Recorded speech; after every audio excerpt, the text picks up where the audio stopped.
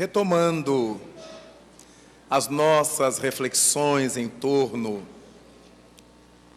do médico de nossas almas, cuja introdução foi falarmos desses antecedentes e dessa estrutura do pensamento médico que nós conhecemos muito en passant, muito generalizadamente. Queremos agora enfocar aquele que é o foco, o alvo da nossa atividade. E quero começar me referindo ao que eu chamei de uma medicina especial de Jesus. Vamos ver o primeiro texto de Lucas, que no seu capítulo 6, versículo 45, nos diz isso: o homem bom, do bom tesouro do seu coração retira o bem. O homem mau, do mau tesouro do seu coração retira o mal. Lembramo-nos de que o primeiro médico contemporâneo ao qual fizemos referência, Dr. Christian Barnard, se notabilizou pela especialidade de transplantar corações, retirar um coração doente e substituí-lo por um coração saudável. Quando pensamos nesse médico que trabalhou em nível físico, corporal, transplantando corações, fomos buscar em Jesus Cristo as suas referências, ou pelo menos duas delas, à questão do coração. É certo que o Dr. Christian Barnard trabalhou com o coração, órgão, músculo cardíaco, responsável pelo bombeamento do nosso sangue pelo corpo. Nada obstante, nessa medicina especial de Jesus, como estamos chamando, ele vai mexer numa outra estrutura de coração. Ele não fez referência propriamente ao músculo cardíaco. Ele fez referência ao íntimo do ser. Todas as vezes em que Jesus Cristo se refere a coração, não era o músculo cardíaco, era o imo da alma, o cerne do ser. Daí, quando encontramos esse texto de Lucas, nos apercebemos disso quando ele nos fala que o homem bom do bom tesouro do seu íntimo retira o bem. E o homem mau também retira o mal que faz do mau tesouro. Não nos esqueçamos de que a ideia de tesouro são os nossos valores. Todo tesouro é composto por valores.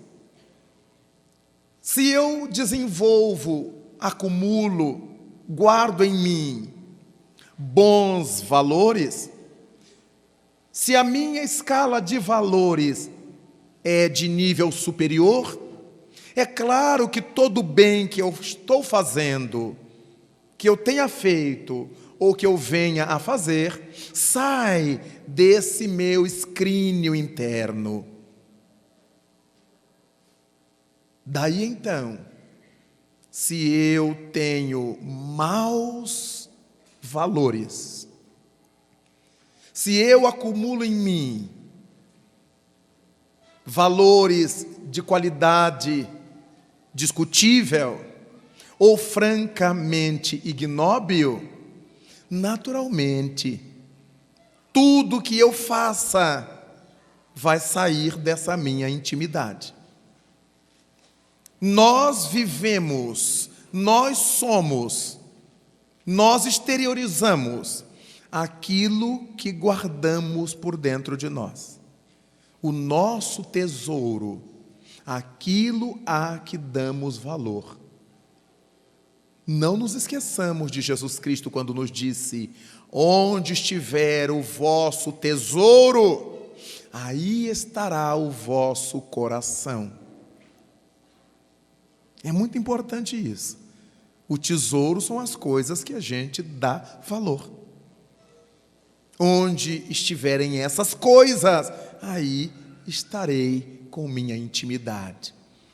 O homem bom retira o bom que faz, o bem que realiza desse bom arquivo, desse bom escrínio, desse bom tesouro da sua intimidade, do seu coração. E o homem mau, o que faz de mal, também ele retira de dentro de si. Isso nos permite perceber que a grande preocupação de Jesus Cristo era com a alma. Não foi à toa que ele mesmo se intitulou de médico das almas. Foi ele que disse: eu sou o médico das almas. Porque ele não se ocupava, senão esporadicamente, meteoricamente, das desconjunturas corporais. A preocupação dele e a ocupação dele era com o ser eterno. Ele chegou ao ponto de nos dizer que não nos deveríamos atormentar com aqueles que podiam até matar o nosso corpo, mas nada podiam fazer contra a alma. Ele dava valor à alma, ao ser que de fato nós somos. Nenhum de nós é esse corpo que está sendo usado agora. Nós estamos investidos de um corpo orgânico, que mais dia menos dia seremos compelidos a abandonar. Mas nós carregaremos em nós o nosso tesouro, os nossos valores, que em verdade não pertencem ao corpo, pertencem à alma. Então aqui já começamos a perceber Jesus Cristo, na alusão feita por Lucas, ao afirmar de onde é que saem as nossas realizações, boas ou ruins, da intimidade.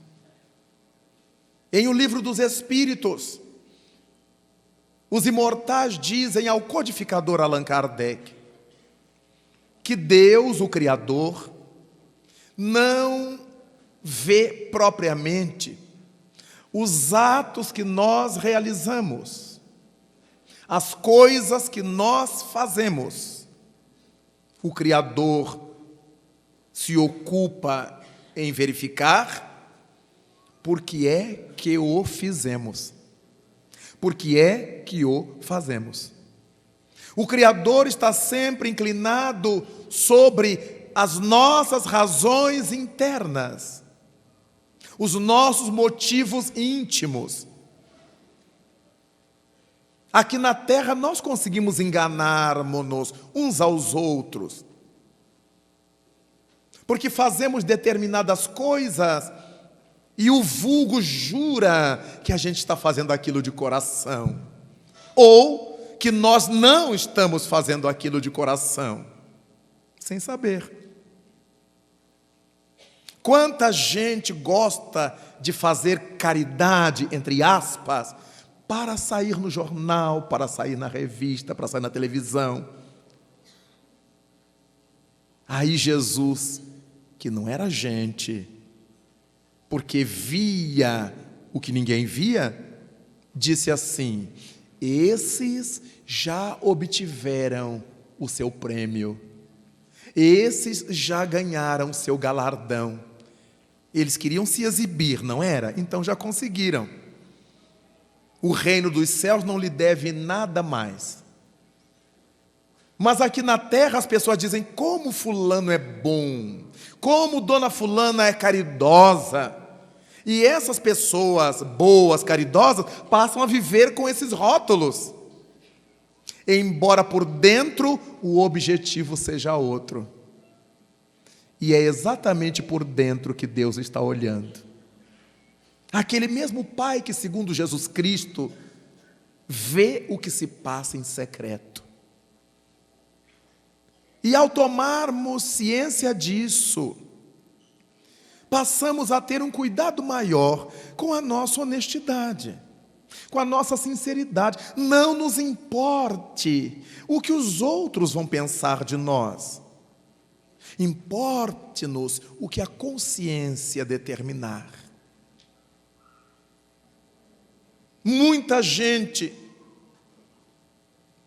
está recebendo aplausos pelo mundo afora, porque doou não sei quantos para a campanha tal, porque doou não sei o que para o movimento tal. Os movimentos, as campanhas agradecem. Mas a pessoa não doou pensando nos beneficiados, doou para não pagar imposto de renda. É aí que Deus olha. O móvel das nossas ações, e não as ações em si. Daí então, Jesus Cristo haver feito a alusão para que a mão esquerda não visse o que a direita faz, para que a gente não quisesse se exibir, esse é o sentido, com as coisas boas que fizermos. Por que é que a gente deve buscar o bem, fazer o bem? Porque é lei de Deus. Se nós queremos viver segundo as leis de Deus, vamos fazer o bem. Mas nós temos uma mentalidade muito estranha relativamente a fazer o bem. Nós aprendemos a ideia de fazer o bem com as religiões. Então, para nós, fazer o bem é falar mole, é botar dinheirinho no chapéu do mendigo, para todo mundo na rua olhar, aquelas moedas que estão incomodando, tilintando. A gente aproveita e faz duas coisas: se livra delas e faz a maior caridade do mundo. Olha a esperteza, eu quero me livrar das moedas, porque se for moeda valorosa eu também não dou. Mas aquele monte de ninharias, a gente passa para o outro, e todo mundo, a gente deixa cair bem devagar no chapéu do miserável, para que a gente seja tido e havido como uma pessoa muito caridosa. Há outras que têm discursos lindos sobre a caridade. Quando nós as ouvimos falando da tribuna, no centro espírita, onde quer que elas estejam, eu digo: meu Deus, é a reencarnação de São Francisco, de Santa Clara. Mas como são boas essas pessoas! Mas elas não metem a mão nos bolsos nunca. Elas coletam dos outros. Elas saem catando dos outros. Observe quem sai de lista pegando o dinheiro dos outros. Veja se o nome dela está ali. Sempre diz: não, vou assinar no fim, vou assinar no fim. Ela devia começar. Que aí todo mundo viu o exemplo. Não, no fim. E aí já deu a cota que precisava e ela também não põe a mão no bolso. Conheço muitos assim. Então, o homem bom não é aquele que se exibe, que se mostra, que requebra na frente das câmeras ou das lentes. É aquele que vive. O bom tesouro está na sua intimidade. Ele é assim. Fazer o bem, então, não é sair dando coisas, falando coisas lindas. Fazer o bem é viver bem. Se eu tenho uma mesa abarrotada de coisas, eu posso fazer o bem. Eu vou comer o que seja importante para o meu organismo. Não vou comer tudo o que está ali. Eu tenho que saber o que me serve e o que não me serve. O que vai me adoecer e o que não vai. Eu estou fazendo bem. Saber escolher a minha nutrição. Eu faço bem quando eu estou na rodovia, na estrada, e vem um desarvorado a 1000 por hora, e eu vou para a faixa da direita, deixa ele passar. Mas se o meu tesouro interno também é ruim, eu fico na frente dele, por mim ele não passa. E travamos uma guerra, e ele tenta cortar e a gente não deixa, e se ele pisa no acelerador, a gente pisa também. E fazemos uma guerra no trânsito, nós vemos isso diariamente. É porque os dois carregam lama por dentro de si. Foi Jesus Cristo que recomendou não contender com o mal. Não temos que brigar com o mal. Não temos que ter medo dele, mas não precisamos brigar com ele. Então, se vem em alta velocidade, pode ser que seja um aventureiro, um desarvorado, um irresponsável. Mas pode ser que ele esteja levando uma mulher para ter uma criança, pode ser que ele esteja levando um infartado para o hospital, a gente não sabe. Então, o nosso dever é sair da frente. Porque, como falamos ontem, a gente nunca sabe das realidades. Eu não sei por que ele está correndo. Meu pensamento primeiro é que é um irresponsável. Pode ser que não seja. Pode ser um socorrista querendo ganhar tempo. Então, como neste mundo nós apenas cogitamos, quem sabe em verdade é Deus, deixemos que Deus haja. Então, no trânsito, deixa eu fazer o bem. Se alguém der seta que vai entrar, deixa ele entrar. Eu não tenho que pisar no acelerador para não permitir que ele entre. Se as leis me informam, me propõem que eu não devo falar ao celular enquanto dirijo, porque eu posso, pela desatenção, provocar acidentes, se eu sou do bem, eu não falo. O difícil é aprendermos a obedecer. Mas o Evangelho, segundo o Espiritismo, nos diz assim: a obediência corresponde ao consentimento da razão. A resignação corresponde ao consentimento do coração, do sentimento. Então, quando nós amadurecemos e vimos a lógica da questão, eu obedeço.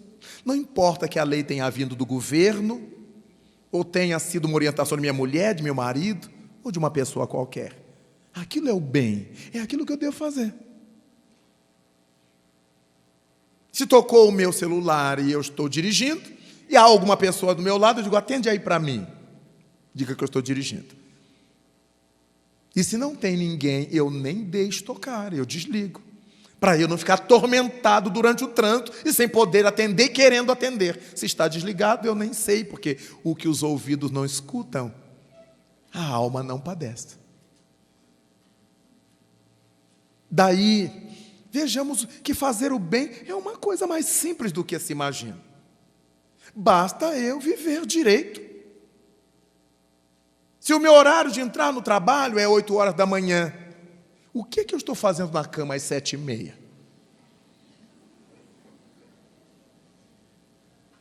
Aí eu chego no trabalho às 8h30 e tenho que mentir.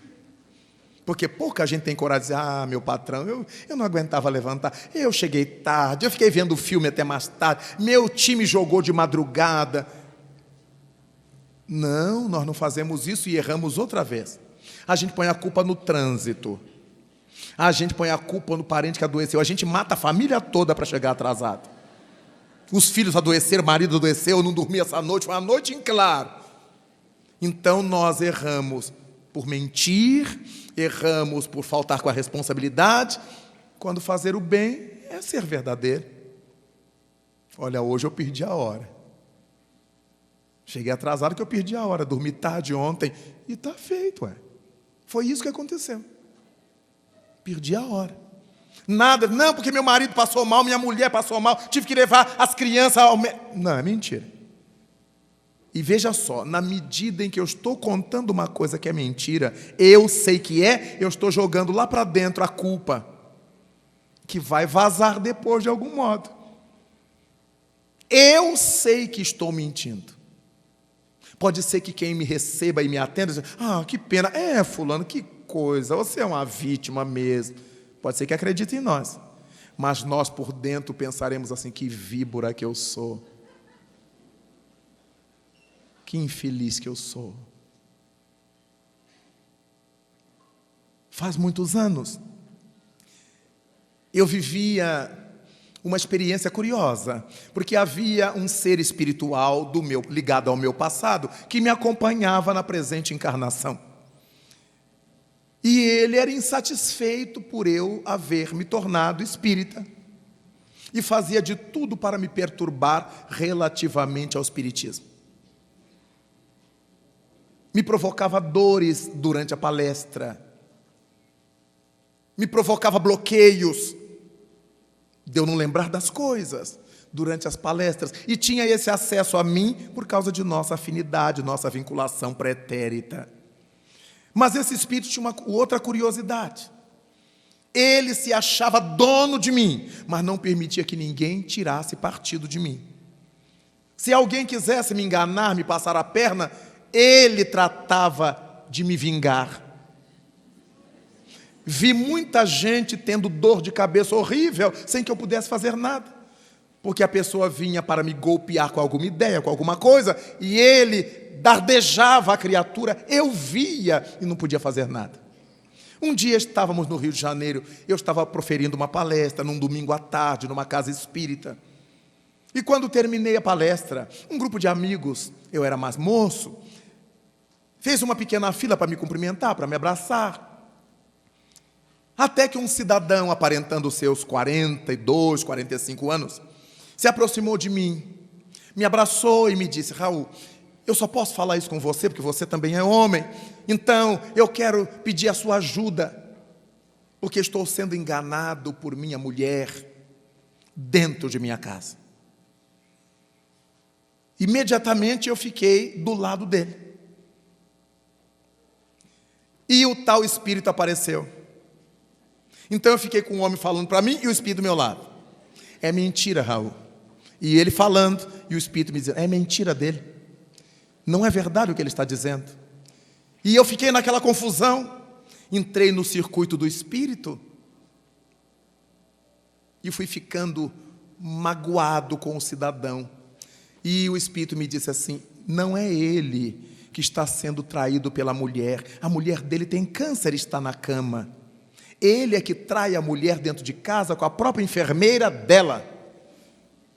Pergunte a ele por fulana de tal, é o nome da enfermeira.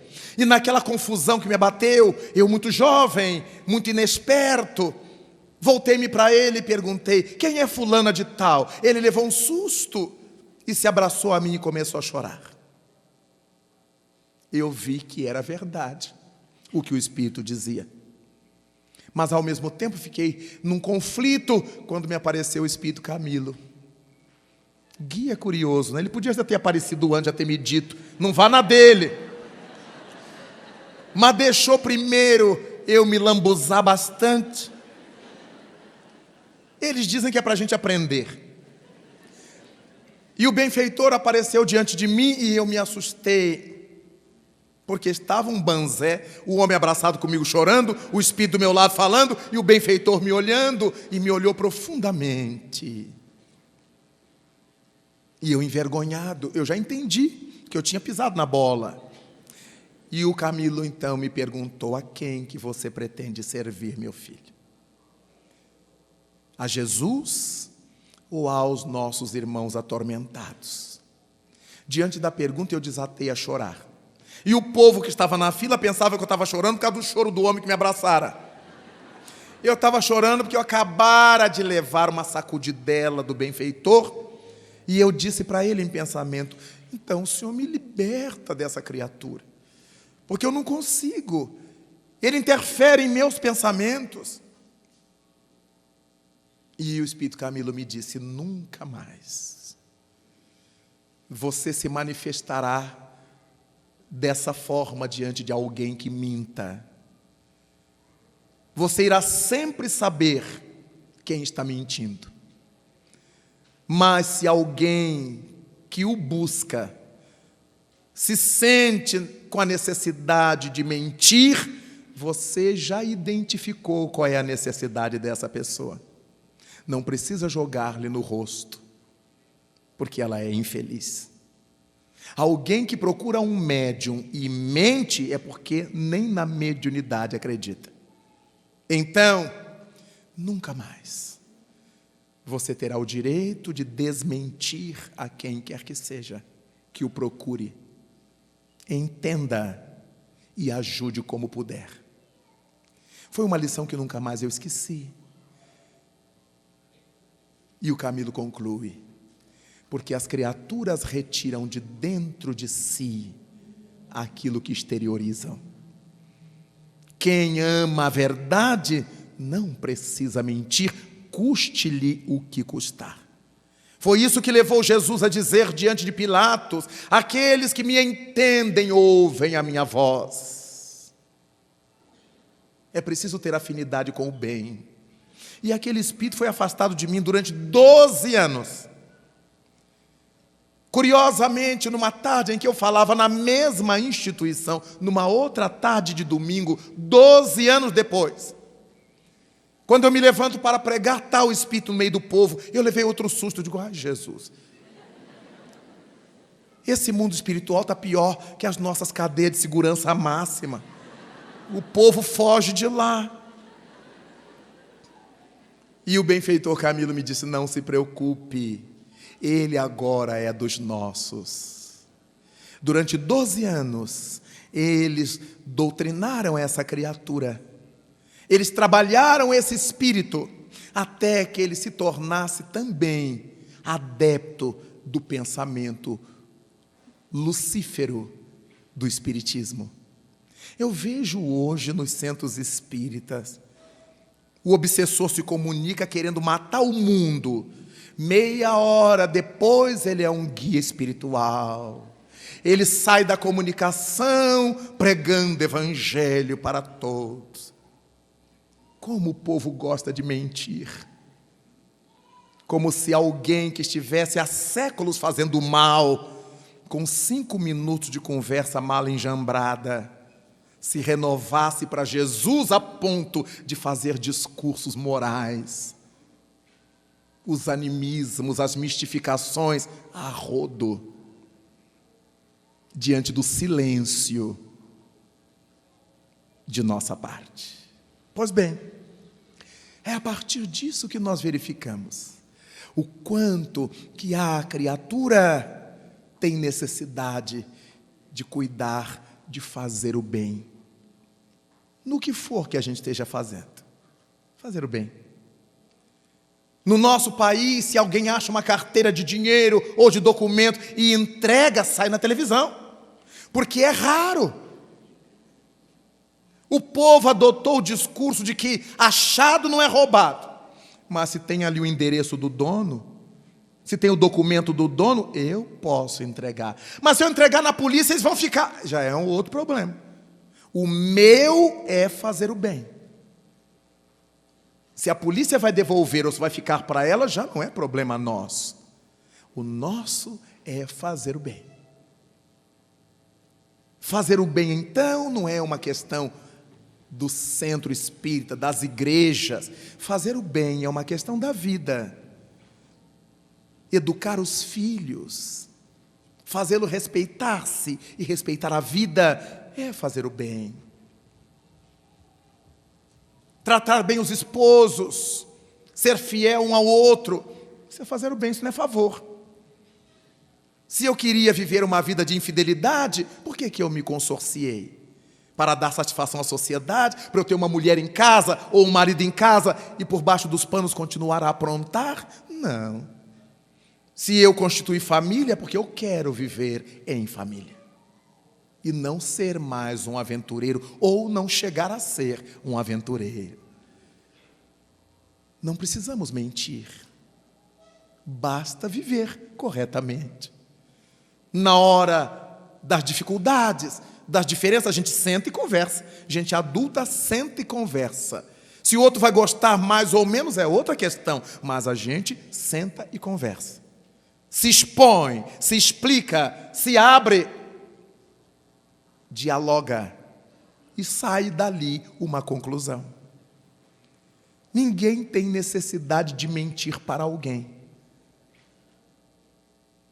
Porque quando a gente mente, a gente cria um karma negativo. E esse karma negativo interferirá na nossa saúde psicológica, que certamente drenará na nossa constituição corporal. O homem bom, do bom tesouro do seu coração retira o bem, enquanto o homem mau, do mau tesouro do seu coração retira o mal. Vamos adiante. No item B, nós encontraremos um texto de Mateus, muito conhecido. Bem-aventurados os que têm puro o coração. Na continuação do texto, porque verão a Deus. Para que tenhamos essa integração com Deus, essa visão de Deus, segundo o Evangelho, é preciso ter puro o coração. Mais uma vez voltamos à questão de que essa pureza do coração não é do coração bomba sanguínea, não é do coração órgão, é do coração imo, é do coração íntimo. Aqueles que têm puro o íntimo conseguem penetrar as ideias de Deus, conseguem realizar as propostas de Deus. O que fez Jesus Cristo dizer, porque ele tinha puro coração, eu e o Pai somos um. O que fez Paulo de Tarso dizer com relação a Cristo, já não sou eu que vive, é o Cristo que vive em mim, por causa da integração pelo bem que Paulo passou a fazer. Então, enquanto o doutor Christian Barnard tratava desse coração que vai morrer, mas dia menos dia, por mais transplante que sejam feitos, Jesus Cristo vinha nos falar de uma outra estrutura de coração, que é a estrutura da nossa intimidade. O homem bom tem o bem no bom tesouro do seu coração. O homem mau carrega o mal no mau tesouro do seu coração. Mas somente quem tem puro o coração é que consegue penetrar a luminosidade do Criador. Bem-aventurados os que têm puro coração, porque esses verão a Deus. No item 10 de O Livro dos Espíritos, Allan Kardec indaga por seu turno: pode o homem conhecer a natureza íntima de Deus? E o Espírito de Verdade responde: não, porque lhe falta para isso o sentido. Há que desenvolvermos um sentido que nos permita visualizar o Criador, penetrar-lhe a intimidade. Mas esse sentido que nos falta é esse a que Jesus Cristo se reportou e que o evangelista Mateus assinalou. Falta-nos purificar-nos, falta-nos a pureza íntima, a pureza de coração. Se eu carrego tanta desestrutura por dentro, se eu carrego tanto lixo moral em mim, como é que eu conseguirei fazer sintonia com as almas mais elevadas? Como é que eu conseguirei entrar na ressonância da divindade? Não é coerente. Por isso não conseguimos. E é por essa razão que toda criatura que carrega em si um mau tesouro, ela está sempre atormentada. Ela nunca tem sossego. Ela nunca tem harmonia, nunca vive paz. Porque ela não gera paz para si. Toda criatura desarmonizada consigo mesma é a criatura invejosa, ambiciosa, orgulhosa, prepotente, Por mais que a carinha seja de Santa Isildinha, a carinha é angelical, mas o demônio lhe remexe por dentro. As forças sombrias tomam-lhe conta dos sentimentos. Daí Cristo dizer que bem-aventurados, e somente esses, são os puros de coração. Esses sintonizarão com as leis de Deus.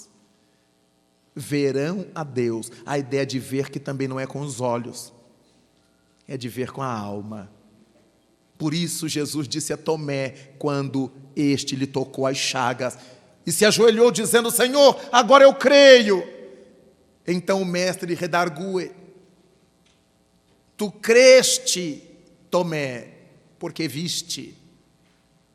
Bem-aventurados os que não virão e crerão. Os que entenderam. Não é tudo que a gente tem que ver para crer, porque a maioria das coisas que a gente vê, elas não são verdadeiras. São ilusões de ótica, ilusões táteis, em virtude da nossa inferioridade orgânica ainda na terra. O que existe em realidade é um mundo energético.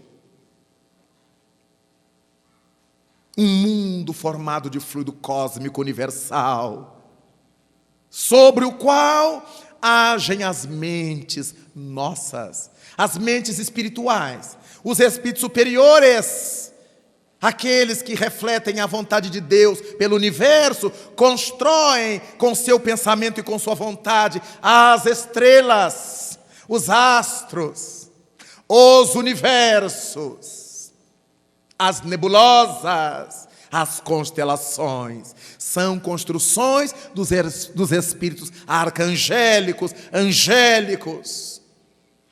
E na medida em que vamos degradando em termos energéticos, as nossas construções vão ficando em níveis mais baixos. Por isso, Jesus Cristo alude que nós somos deuses. E que tudo quanto Ele fazia, um dia nós faríamos. Ele era a criatura atual. Nós todos, segundo suas palavras, éramos criaturas potenciais. Nós tínhamos capacidades de fazer no futuro, mas não estávamos fazendo naquele presente, quando Ele já era capaz de fazer. Tudo quanto eu faço, vós o podereis, remete ao futuro. É tão importante pensar em Jesus, que veio nos trazer uma outra proposta de salubridade. Quando vai curar a muita gente pelas estradas, uma de suas recomendações era de que não tornes a errar, para que não te aconteça algo pior. Todas as vezes que nós erramos sem saber, sofremos, mas temos a justificativa de não termos sabido antes. É o chamado atenuante da ignorância. Mas todas as vezes que passamos a saber e continuamos a cometer desatinos, não temos mais desculpas. E aí Jesus disse que nos aconteceria coisa pior, porque além do drama vivido, há consciência de culpa.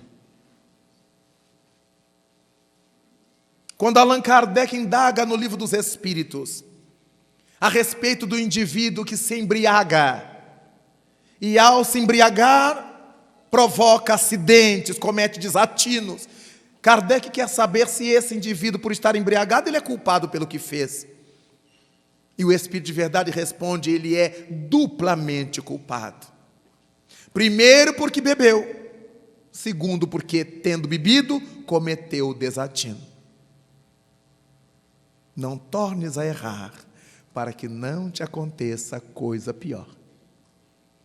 que pior do que nos acontecer um trágico qualquer é nós sabermos que a culpa foi nossa. Se eu não tivesse bebido, se eu não tivesse me drogado, tudo poderia ser distinto. O desfecho poderia ter sido outro. Então começamos a ver Jesus Cristo tratando do nosso coração espiritual. É uma outra medicina. E Ele trabalhou de forma a nos medicar, a nos tratar, forma terapêutica, mas também nos tratou de forma preventiva. Nos chamou a atenção para o que nós não deveríamos realizar, a fim de que coisas ruins não nos viessem a acontecer. Propôs-nos caminhos para termos saúde. Amai-vos uns aos outros.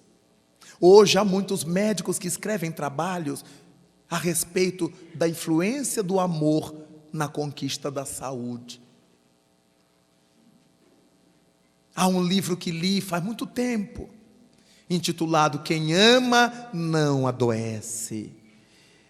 E o autor deslancha raciocínios belíssimos, traz comprovações clínicas a respeito do amor e do amar,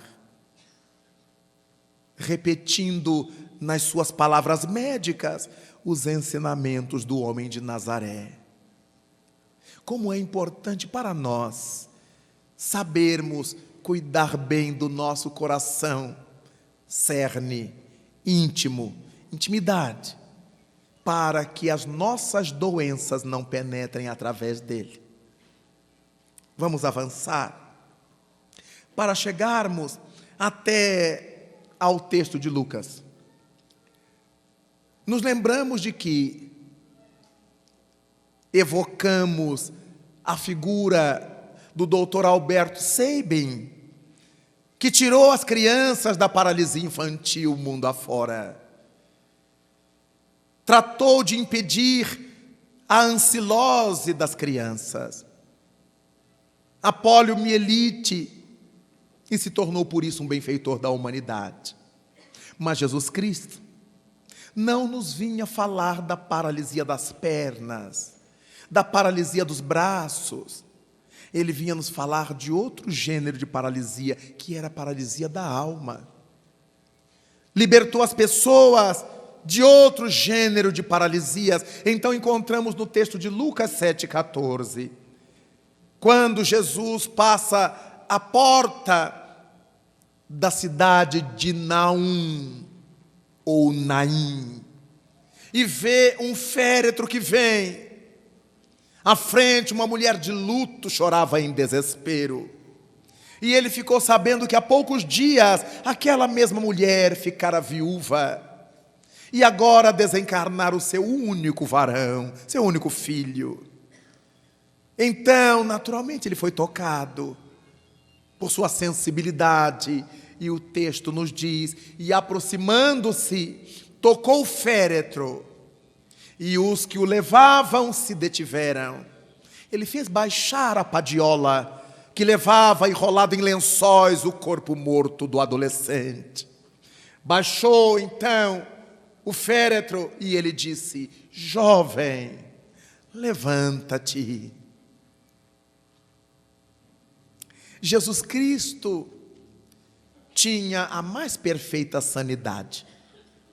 Então ele sabia, conforme dissera, que não viera à terra destruir a lei de Deus, viera dar-lhe cumprimento. Se ele mandou parar o féretro, é porque ele já sabia que aquele moço não tinha morrido de fato. Porque se alguém que tivesse morrido de fato tivesse sido ressuscitado por Jesus, ele teria vindo derrogar a lei. Mas ele afirmara não ter vindo para isto. Daí Esse jovem certamente se encontrava numa crise, num surto letárgico, cataléptico, que fez e que ainda faz muitas pessoas serem sepultadas vivas. O que Jesus Cristo fez foi magnetizar aquele corpo de tal forma que ele tivesse as condições próprias para que o espírito pudesse retomar o seu comando. A ordem mental que ele deu ao espírito era de molde a permitir que o espírito retomasse o corpo, conforme ele fizera com a filha de Jairo: Talita, cumi, menina, levante-se. E aqui foi com o filho da viúva de Naum ou de Naim: jovem, levanta-te. Ele sabia que aquele moço não estava de fato morto, estava tomado num surto. Entre nós, considerando-se o aspecto de nossa vida moral, quanta gente está fazendo bobagem, porque está num surto de irreflexão, está num surto de sentimento de vingança, quer se vingar da sociedade, quer se vingar da família, do marido, da mulher, dos pais, dos filhos, de alguém, e aí começa a fazer o mal, sem se dar conta de que precisa parar. Estão mortos, sem que tenham saído de fato do corpo, como o filho da viúva de Naim. É preciso então essa presença de Jesus, por meio dos seus bons espíritos, dos seus prepostos, para que nos aconselhe, nos chame a atenção, nos sacuda, para que nós respiremos profundamente, tomemos o ar e nos demos conta que estamos fazendo tolices. Dirá a juventude: estamos marcando bobeira ou pagando mico, achando que estamos nos vingando de alguém, quando em verdade estamos nos afundando no lamaçal. Muitos jovens que já conversaram comigo por causa do seu uso de drogas, e eu a todos perguntei: por que é que você passou a usar drogas? E ouvi de mais de 90%: porque eu quero me vingar do meu pai. Eu digo: mas você é tolo demais. Se você quer se vingar do seu pai e está se matando, você está livrando seu pai da sua presença. Se você quer se vingar do seu pai, retribua o mal com o bem, para que seu pai se arrependa de qualquer mal que lhe tenha feito, se for o caso. Se você quer se vingar da sociedade, não se mate. Porque se você se matar na droga, nos vícios, o que a sociedade vai lhe dar é um epitáfio. Quer se vingar da sociedade? Seja são. Tenha saúde moral para interferir positivamente na política, na administração pública, nas ciências, nas artes, na formação da família. Ninguém pode colaborar com a sociedade querendo se matar para pôr a culpa em alguém. Já dizia o notável Sigmund Freud que toda pessoa que tem coragem de se matar, em verdade ela queria matar alguém. E na impossibilidade de matar aquele alguém, ela se mata para culpar aquele alguém. É uma atitude infeliz dos que o fazem.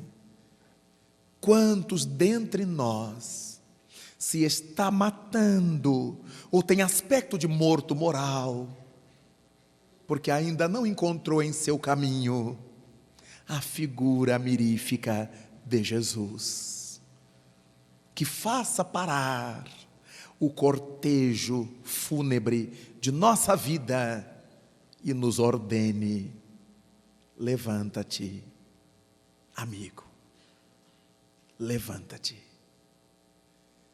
Nessa hora densa do mundo, temos essa necessidade de ouvir. Possivelmente faz tempo que o Cristo nos esteja chamando: levanta-te. E por causa do nosso tumulto interno, não lhe estejamos escutando a proposta, convite, desafio: levanta-te. Daí então, encontrarmos em Lucas essa referência ao jovem filho da viúva de Naim. Mas no texto seguinte, do evangelista Marcos, nós vamos encontrar algo fantástico. Em Marcos 2, 10 e 11. Ora, para que saibais que o Filho do Homem tem autoridade para perdoar os pecados, disse ao paralítico: eu te mando, levanta-te, toma o teu leito e vai para a tua casa. É mais uma criatura que aparece nas páginas da Boa Nova, a qual Jesus Cristo retirou da paralisia. Para quê? Para que saibais que o Filho do Homem tem autoridade para perdoar os pecados. Foi por causa disso que Jesus Cristo nos falou: aquele que tomar do arado, da charrua, trabalhe a sua gleba, não olhe para trás. Não importem os erros que já tenhamos cometido. Não nos importa o mal que tenha ficado para trás. Se nos decidimos por tomar esse caminho da doutrina espírita, do evangelho do reino, é para frente que devemos olhar, não para trás. O espírito Joana de Ângeles escreveu no seu livro Messe de Amor que aqueles que mantêm compromissos com a retaguarda torna-se escravo do passado sem possibilidades de avançar. É terrível quando guardamos compromisso com o passado, compromisso negativo. Jesus então manda o paralítico levantar-se. Eu te mando, levanta-te, toma do teu leito e vai para a tua casa. Que expressão forte. Nessa rota de Jesus Cristo, nos recordamos de João, o evangelista, e de Simão Pedro, quando na hora da prece, chegaram ambos à porta formosa do templo de Jerusalém, para orar. E na porta formosa se depararam com um episódio. À porta estava um paralítico que todos conheciam, era paralítico desde sempre. E ao ver os dois discípulos, estendeu a mão e pediu-lhes uma esmola. E Simão Pedro olhou para João, ambos não tinham qualquer coisa material para dar àquele homem. Então Simão tomou a dianteira, acercou-se do paralítico e lhe disse: nós não temos prata nem ouro, mas o que temos, isto te damos. Tomou o paralítico pelas mãos. Em nome de Jesus o Nazareno, eu te ordeno, levanta-te. Que moeda mais gratificante poderia desejar alguém, senão a moeda da reabilitação? Qualquer paralítico daria tudo para poder andar de volta. Qualquer cego daria tudo para voltar a enxergar a claridade. Qualquer surdo daria tudo para ouvir os sons da natureza, e assim sucessivamente. Naquela hora, quando o povo chegava para as orações, todos puderam ver o que acabava de acontecer com Pedro, João e o paralítico da Porta Formosa. Não temos prata nem ouro, mas o que temos te damos. Essa força mental, esse poder moral, essa capacidade que Jesus Cristo disse, para que saibais que o Filho do Homem tem autoridade para perdoar os pecados. Mas foi esse mesmo Filho do Homem, foi esse mesmo Jesus que delegou aos discípulos esse poder. De onde quer que fossem, curassem os enfermos, levantassem os mortos. Aqueles que em verdade não estavam desencarnados, estavam mortos pelas crises catalépticas, pelos surtos letárgicos. Aqueles que estavam purgando os males que criaram contra si mesmos no passado. Porque toda criatura que sofre hoje letargias, catalepsias, que corresponde à interrupção do fluxo elétrico, do fluxo nervoso, e a criatura fica num tempo mais ou menos largo, como se estivesse morta, mantendo somente as funções basais em ação. São quase sempre suicidas e homicidas do passado. Aqueles indivíduos que cortaram o fio da própria vida orgânica e que agora voltam com essa deficiência nas suas instalações elétricas. Periodicamente ocorre uma queda de tensão.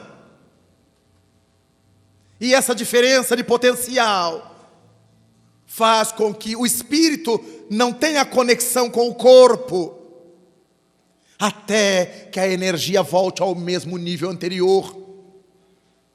E enquanto o espírito não tem acesso ao corpo, pela interrupção energética, o corpo se vai deteriorando, porque falta oxigenação nas superfícies. Por isso, quando Jesus chegou diante do túmulo de Lázaro, há 3 dias sepultado, dizem as crônicas evangélicas, o corpo já cheirava mal. No estado do Rio de Janeiro, na primeira metade do século passado, os fluminenses conheceram a Zico Horta, um médium letárgico. Ele caía num transe letárgico, ficava como morto, mas falava. Não tinha ação sobre o corpo, completamente laço, completamente frouxo, mas falava, porque o espírito desprendido do corpo dialogava com os desencarnados e transmitia via corpo as orientações recebidas, como um sonâmbulo. Alguém cujo corpo dorme e a boca fala. O espírito desligado do corpo aciona os implementos da fala.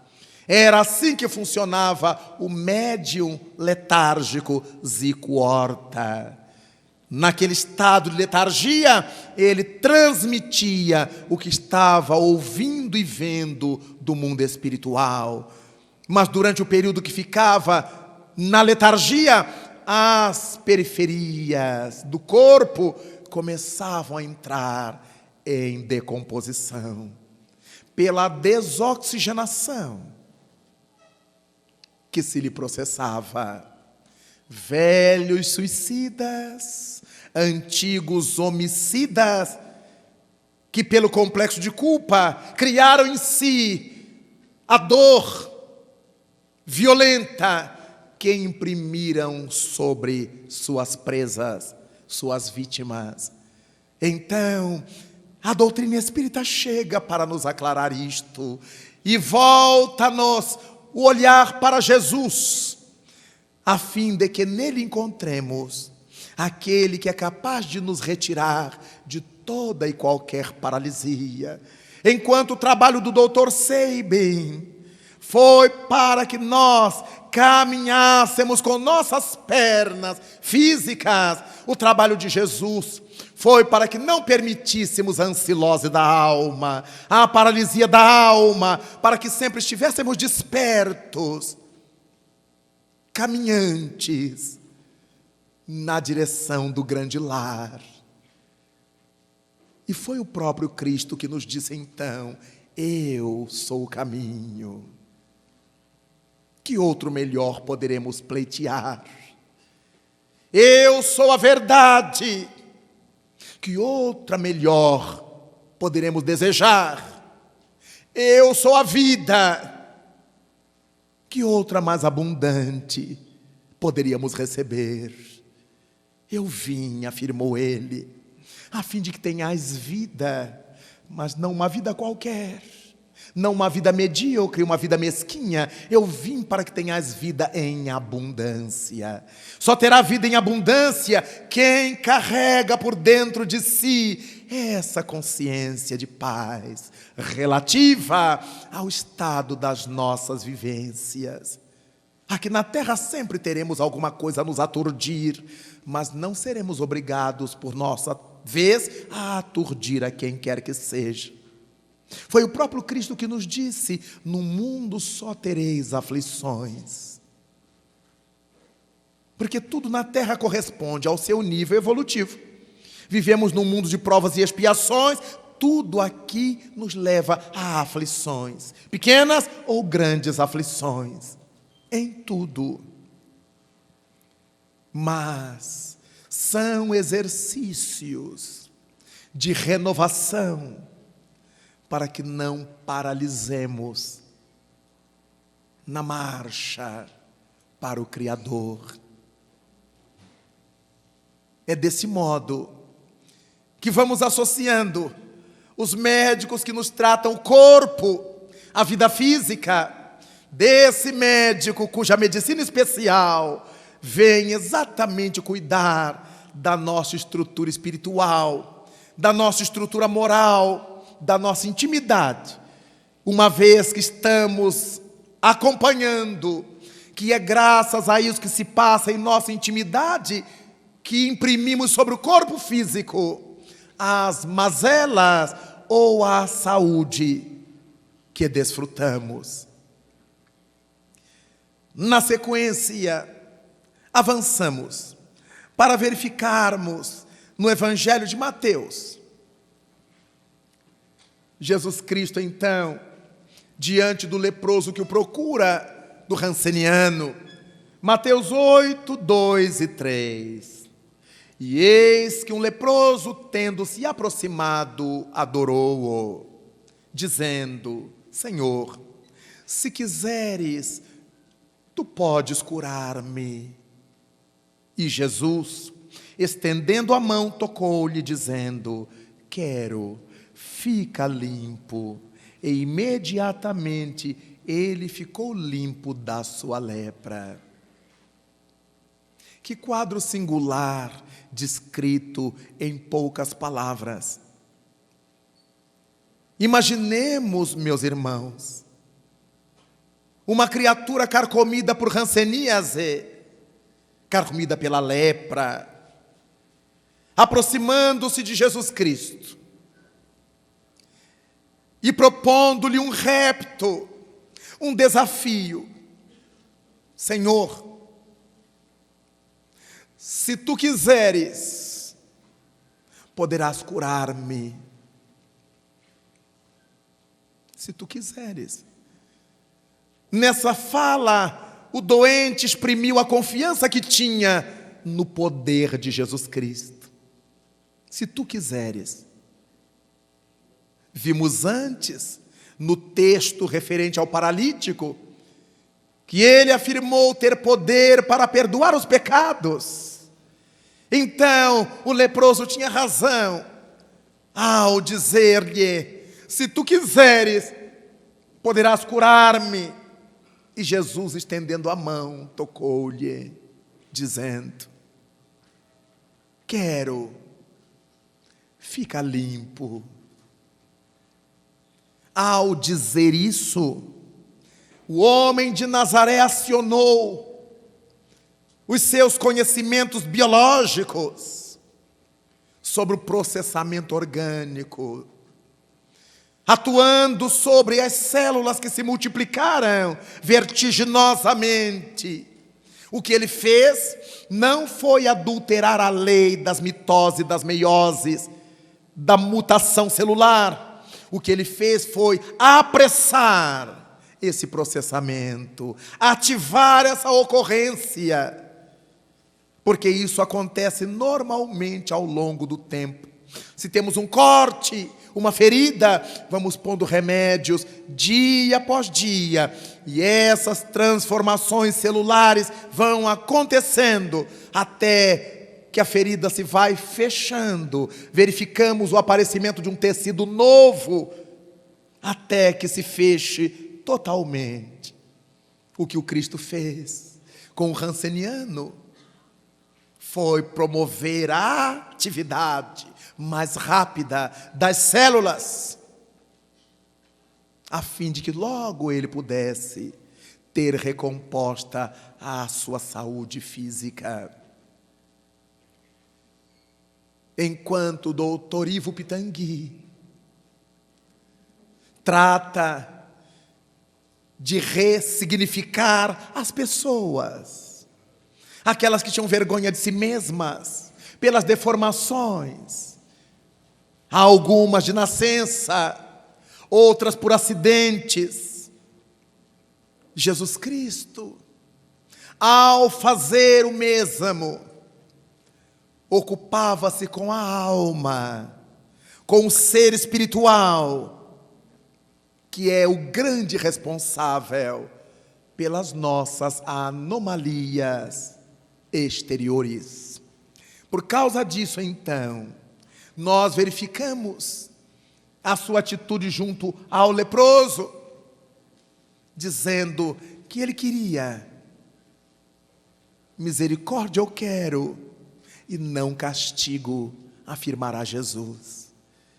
Diante daquele homem súplice, ele então determina: quero, fica limpo. E imediatamente, essa expressão é curiosa, importante, e imediatamente ele ficou limpo de sua lepra. Dirá o evangelista João que ele viu com seus próprios olhos as carnes tremerem e gradativamente serem possuídas pela saúde epidérmica.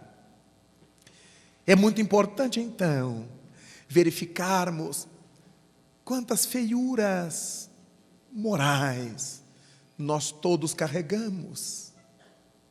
Mas a proposta de Jesus Cristo é no sentido de que nos embelezemos, nova criatura sejamos, abramos mão de sermos raças de víboras, criaturas miméticas, que estão sempre dispostas a adotar a moda vigente, alegando que todo mundo faz, que todo mundo é, que todo mundo gosta, ocultando-nos assim na multidão. Aqueles que me conhecem entendem a minha voz. Essa frase dita a Pilatos deve ecoar em nós, porque se vamos conhecendo sempre mais a Jesus Cristo, temos que entender qual é o seu propósito junto às nossas vidas. E avançamos para percebermos o texto alusivo a Marcos 3:1. E outra vez, Jesus entrou na sinagoga, e ali estava um homem que tinha uma das mãos mirrada, e estavam observando-o se o curaria no sábado para o acusarem.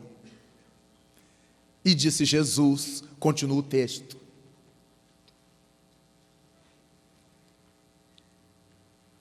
e disse ao homem que tinha a mão mirrada: levanta-te e vem para o meio. Estava na sinagoga. E perguntou às pessoas que o observavam: é lícito no sábado fazer o bem ou fazer o mal? Salvar a vida ou matar? E eles calaram-se. Então disse Jesus ao homem: estende a tua mão.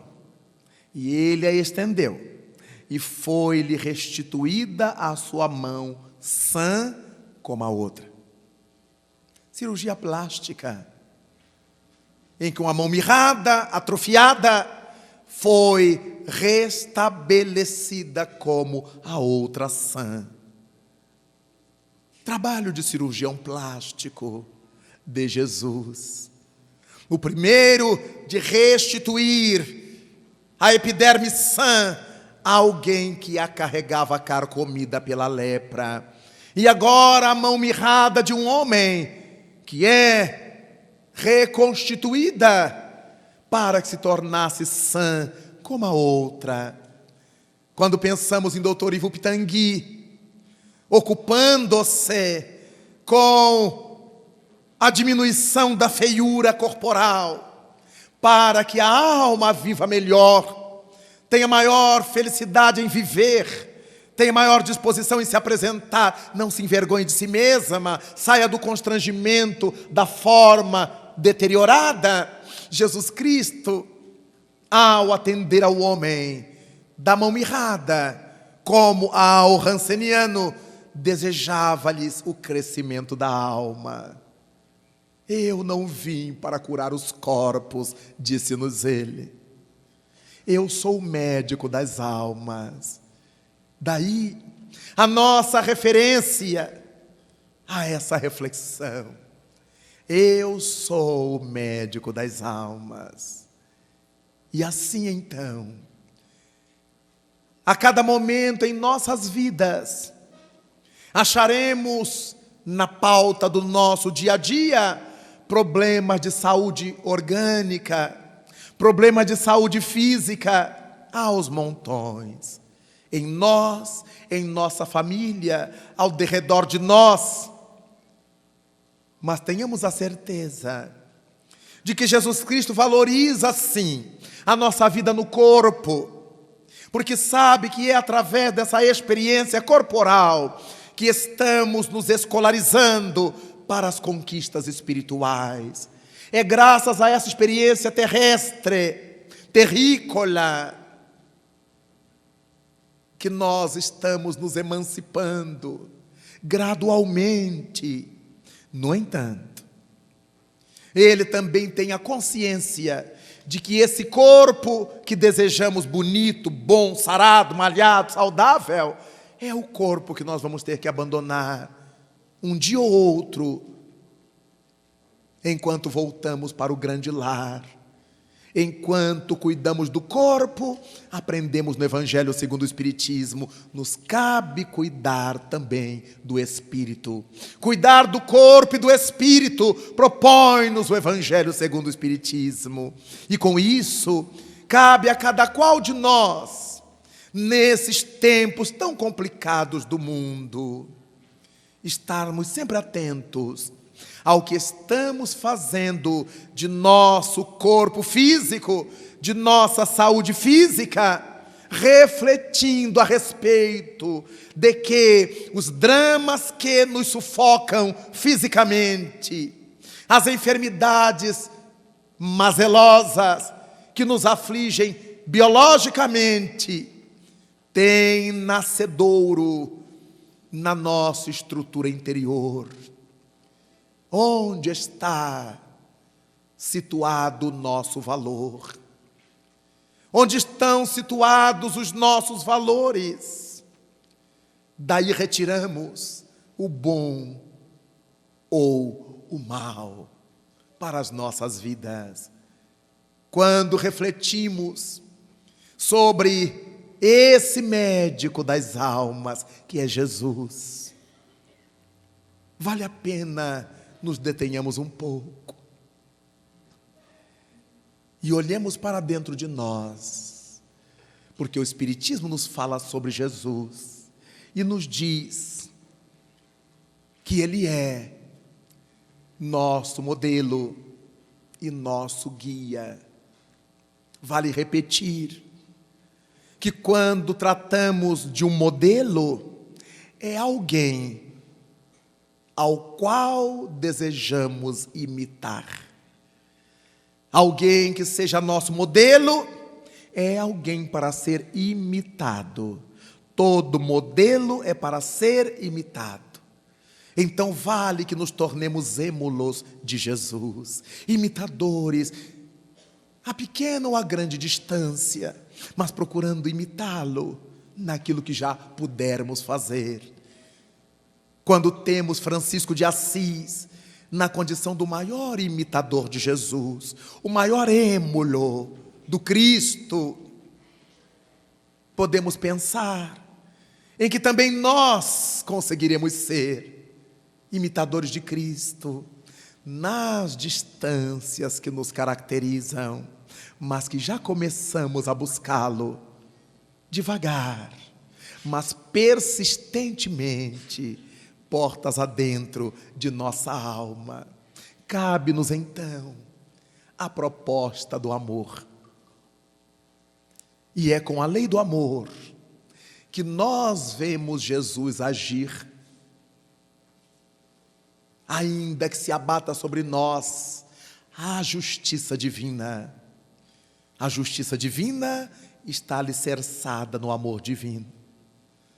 Toda justiça que não tem o aval do amor, ela se torna crueldade. Por isso, quando estamos submetidos às leis de Deus, às leis de justiça, também estamos submetidos à lei do amor. E é a lei do amor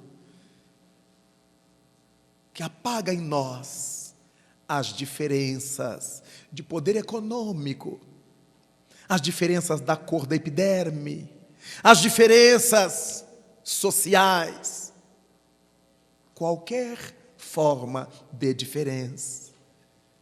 E o Espírito Lázaro consignou no Evangelho segundo o Espiritismo uma expressão singular sobre o amor de Cristo, o poder de sua mensagem de amor. Disse-nos então o Espírito Lázaro, quando Jesus enunciou a divina palavra amor, os povos estremeceram e os mártires, embriagados de esperança, desceram aos circos. Já não tinham medo de morrer, já não tinham temor à morte. A certeza na grandeza de Cristo e na verdade de Cristo em nós era tamanha que os mártires se permitiram descer ao encontro das feras, dos empalamentos, dos flechamentos, tornando-se muitas vezes piras incendiadas. Porque o amor, escreverá Simão Pedro, é que cobre multidões de pecados. Nestes tempos, meus queridos irmãos, evocamos a presença de Jesus no mundo. Parece que já ouvimos ao longe, de quebrada em quebrada, o bimbalhar dos sinos de Natal, anunciando sobre a terra a sua chegada magistral. Rei solar chegaria no ventre de uma tecelã, nos braços de um carpinteiro, e conforme as tradições, numa gruta simplória de Betlém de Judá. Rei solar tem sua cuna, seu berço assinalado pela presença de um astro luzente, pelo brilho de uma estrela simbólica que a reunião dos espíritos luminosos fez-se projetasse sobre a manjedoura nesses dias, quando tanto ouvimos falar de corrupção, de pedofilia, de homicídios, de suicídios, de agressões no trânsito, de violências, de droga e de drogadição. É o tempo chegado de levantarmos a nossa bandeira branca da paz, de abrirmos o escrínio de nosso coração para que ele se converta 21 séculos depois numa singela manjedoura na qual possa renascer o Espírito do Senhor. É Natal. Quantos estão agora se despedindo dos seres queridos que marcharam para o grande além? Quantos estão agora recebendo nas portas da alegria os filhinhos queridos que deixaram além e mergulharam nas brumas da terra em nossos braços acalentadores? Quantos neste momento estão velando o leito dos filhos enfermos, com doenças incuráveis pela medicina terrestre? Quantos outros estão diante das piscinas olímpicas, das quadras de esportes, acompanhando seus filhos saudáveis, ágeis, buliçosos, dando expansão à sua alegria de um corpo saudável? Quantas mães estão sendo acariciadas pelas mãos carinhosas de seus filhos agradecidos, que alcançaram a maioridade e tocam para frente o próprio viver? Quantas mães constrangidas não têm coragem de se queixar da agressão sofrida pelos próprios filhos, que as esbofeteiam, que lhes exigem sacrifícios hercúleos e impossíveis, assinalados pelo monstro da ingratidão? Quantos que estão correndo à cata de Jesus Cristo no meio das coisas da terra, querem achar Jesus no bulício das criaturas, na agitação dos cânticos, no frisson das ansiedades, enquanto Jesus Cristo procura o silêncio da meditação, o silêncio das reflexões maduras, quando temos ensejo de olharmos-nos e dizer a Ele: Senhor, diante dessa ranceníase moral que me ataca há tanto tempo, eu sei que se Tu quiseres, Tu que tens o poder de perdoar pecados, me poderás curar de almas mirradas, atormentados como nos achamos, querendo nos apresentar para o mundo sem coragem de fazê-lo, envergonhados pela nossa condição. É natural que Te busquemos, Senhor, e Te roguemos: alivia-nos, permite-nos a bênção da saúde, para que ainda possamos trabalhar no tempo que nos resta. Tu que nos disseste que ninguém sabe qual o dia, qual a hora em que teremos que partir, enquanto aqui estivermos, Senhor, deixa-nos rogar-te, penetra-nos com o Teu raio de luz Ilumina os escaninhos escuros de nossa intimidade. Tu que trabalhaste tantos corações, tu que levantaste tantos paralíticos, hoje aqui estamos à frente de teu berço, evocando o teu Natal, para pedir-te para que estendas a nós outros essas bênçãos. Retira-nos dessa paralisia que até hoje nos fez pensar somente em nós, olharmos somente para o nosso umbigo e acreditarmos que o mundo tenha que rodear ao nosso derredor. Deixa-nos, Jesus, embriagar-nos com as luzes desse Natal que se anuncia. E quando vejo pelo mundo afora as interferências brutais do ser humano sobre a natureza, os mananciais, os vergéis, sobre os ares, quando pensamos naqueles médicos que se devotaram em prol da humanidade, servindo-te a causa, Senhor, desde os mais remotos pajés, xamãs, feiticeiros, hoje que te reconhecemos médico da alma, da nossa alma, dizemos-te cheios de esperança: vem, Jesus, divino amigo, vem trazer-nos a tua paz, Senhor, porque só tu és o nosso abrigo, abrigo que venturas mil nos traz. Vem, ó meigo nazareno, esse mundo de dor, de miséria, de horrores consolar. Vem com teu olhar sereno toda a nossa terra iluminar. Vem afastar do mundo a guerra, esse chacal de goelas abertas, devorador, que por onde passa vai destruindo o que encontra pela terra, espalhando luto, espargindo dor.